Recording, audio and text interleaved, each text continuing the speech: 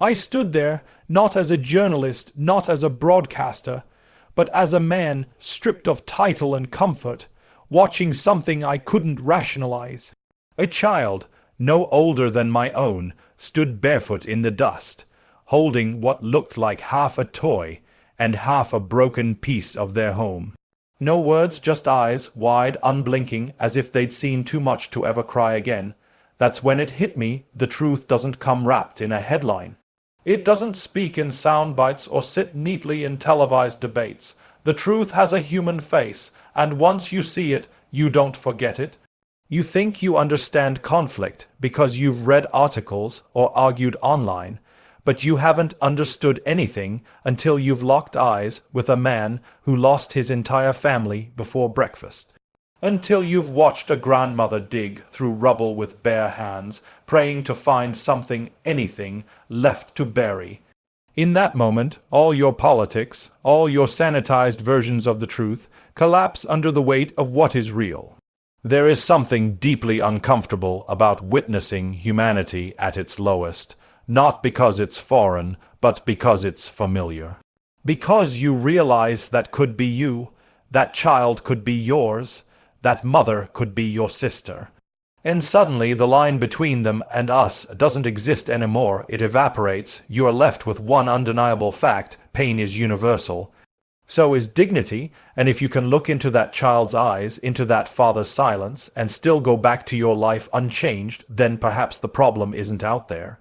Perhaps it's in you, because truth, once seen, is a burden. And you either carry it with courage or you bury it with excuses. Let me ask you something uncomfortable. When was the last time your beliefs actually cost you something? Not just in theory, I mean real discomfort, real disruption. Because what I saw in Palestine didn't just shake my emotions. It shattered the illusion that we can cling to conviction without sacrifice. Comfort, I realized, is the quiet killer of conscience. It wraps you up, softens your outrage, and whispers, "This isn't your problem," but it is your problem. Because the moment you see a teenager carry his injured little sister through a bombed street with more strength than most grown men I've interviewed, you can't go back to pretending. You can't just return to your coffee and your headlines and shrug. You start asking yourself, what am I doing with my comfort while others bleed for their survival? And the truth is, we don't like to be inconvenienced by suffering. We'd rather watch it edited with commentary and commercial breaks. But I'm telling you, faith, real faith, doesn't live in cathedrals or scrollable quotes. It lives in that brutal space where your soul is confronted by another's pain and you're forced to choose, look away or lean in. I leaned in, and I didn't like what I saw in myself, the ease, the distance, the passivity. That's the thing about witnessing injustice up close. It doesn't just change your view of the world, it challenges who you thought you were. And if that confrontation doesn't shake you if you walk away untouched, still nestled in your privilege, then what you have isn't faith. It's theater. You can only grow when your comfort is tested. And if your beliefs survive that fire unchanged, they probably weren't real to begin with. You know the most dangerous lie we tell ourselves? That somehow, someway, our lives are worth more than theirs, that geography, politics, or religion grant us a moral exemption from caring.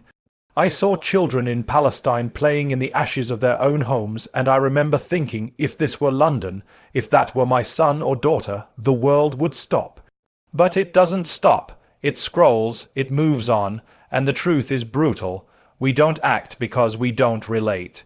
We've drawn a line, a safe, convenient line between us and them, but here's the uncomfortable reality: there is no them. Strip away the language, the clothes, the skin tone, and what's left? A child who wants safety, a mother who wants peace, a father who wants a future. Sound familiar? It should, because it's you. It's me, it's all of us. And if that recognition doesn't hit you in the gut, then ask yourself, when did you stop being human? We love to quote unity, we love to speak of compassion, but compassion is meaningless if it's selective. If your heart only breaks for those who look like you, worship like you, or speak your language, that's not compassion, it's convenience dressed up as empathy. And it's worthless in the face of real suffering. Standing in the heart of that conflict, I didn't see Muslims or Christians or Jews. I saw people, flesh, bone, hope, and heartbreak, the kind of raw humanity that reminds you, painfully and permanently, that the things that divide us are dwarfed by the things that connect us. You're not being asked to solve a war. You're being asked to feel. And if you can't do that, if you choose to remain numb, then maybe the crisis isn't out there. Maybe it's inside you. The loudest thing I heard in Palestine wasn't an explosion. It wasn't the crying of children or the chaos of ambulances. It was the silence, the deafening silence of a world that has grown comfortable ignoring the cries of the suffering. That silence, that collective indifference, is more terrifying than any weapon, because silence in the face of injustice is not neutrality. It's complicity. People tell me, stay out of it, Piers, don't get involved. And I ask them, how can you not? When homes are reduced to dust and dreams to memories, when civilians, not soldiers, bear the brunt of political failure, how can any of us afford to stay silent? Silence is the luxury of the unaffected, but once you've seen the aftermath of a missile tear through a bedroom, a child's bedroom, silence becomes a betrayal. We've created a world where outrage is curated, scheduled, even monetized. We speak up when it's fashionable and retreat when it's complicated. But real courage doesn't wait for public approval. It speaks when it's unpopular. It stands when others sit. And make no mistake, saying nothing when you know something is wrong is saying something. It's saying, this isn't worth my voice. This isn't worth my comfort. I met a doctor in Gaza who hadn't slept in 72 hours. He didn't speak in sound bites or ideology. He said one thing, they need to know we exist. That's what silence erases: existence, humanity, dignity. And when we refuse to speak, when we choose comfort over conscience, we're not bystanders, we're participants. You don't have to pick a side in a war to know when suffering is real. And if your voice can carry truth, even a whisper, then staying silent is no longer an option. You think your faith is strong. You think your values are unshakable because you've never had to fight to hold on to them. Let me tell you something. Faith that has never been tested is faith that has never truly lived. I went to Palestine carrying ideas, beliefs, a world, view shaped by distance, and what I found there didn't fit inside the neat little boxes I had prepared for it. It tore them open. It exposed every assumption I didn't even know I was clinging to. Standing amid the rubble, listening to the evening call to prayer rise above the sound of drones, I felt something I didn't expect, not weakness, but clarity, a kind of spiritual discomfort that forced me to stop reciting what I believed and start questioning why I believed it. You don't grow by reading what agrees with you. You grow when you stand in the middle of tragedy and realize your old explanations no longer suffice.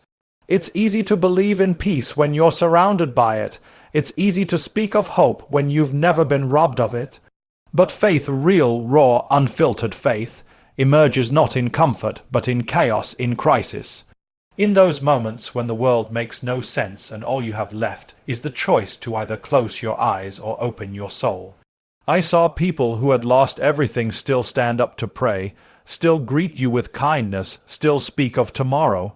That's not weakness, that's the purest form of resilience, and it humbled me. It reminded me that belief isn't proven by how loudly you proclaim it when things are easy. It's proven by how quietly you hold on to it when everything else has been stripped away. There comes a moment when you've seen too much to stay quiet, when the weight of what you've witnessed presses against your conscience like a stone on your chest.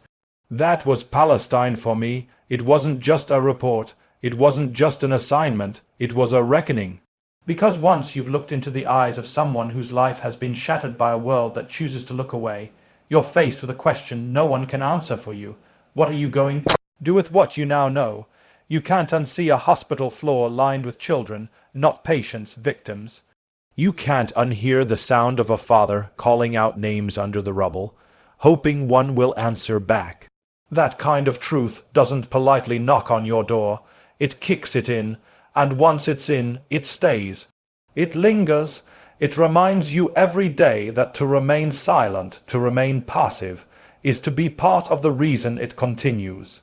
You don't have to be a politician to speak. You don't have to be a religious scholar or a world leader. You just have to be a human being who refuses to let apathy be louder than empathy. The people I met didn't ask for pity. They asked for presence, for someone to acknowledge their suffering, not as a statistic, but as a shared piece of our collective humanity. We live in a time where truth is often twisted, softened, filtered. But if you've stood in the dirt, if you've breathed the air thick with fear and defiance, then you owe it to everyone who can't speak freely to speak boldly. Not for applause, not for approval, but because silence, after bearing witness to that kind of pain, is no longer an option worth living with.